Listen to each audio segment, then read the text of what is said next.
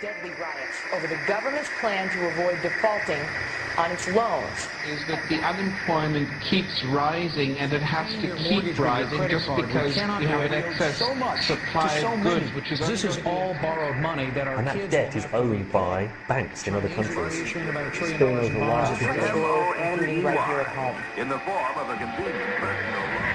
A filter cigarette that delivers the taste, and 45 malt liquor. Are you hot?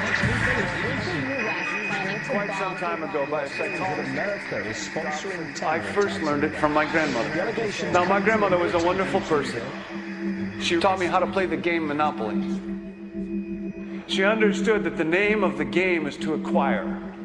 She would accumulate everything she could, and eventually she became the master of the board. And then she would always say the same thing to me. She'd look at me and she'd say, "One day, you'll learn to play the game."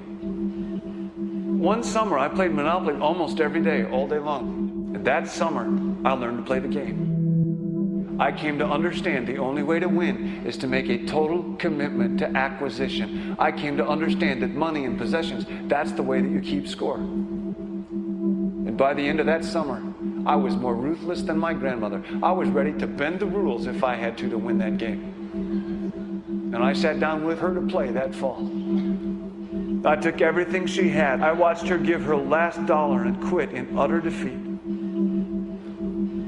And then she had one more thing to teach me. Then she said,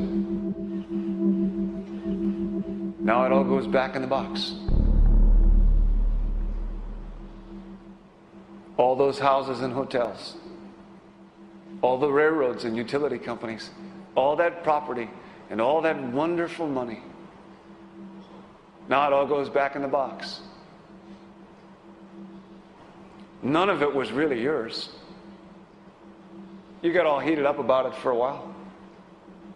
But it was around a long time before you sat down at the board. And it will be here after you're gone. Players come and players go. Houses and cars, titles and clothes, even your body. Because the fact is that everything I clutch and consume and hoard is going to go back in the box, and I'm going to lose it all.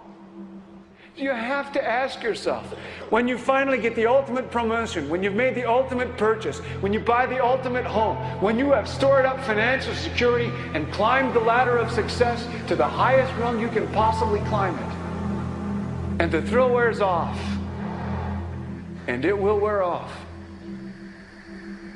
then what? How far do you have to walk down that road before you see where it leads? Surely you understand, it'll never be enough. So you have to ask yourself the question, what matters?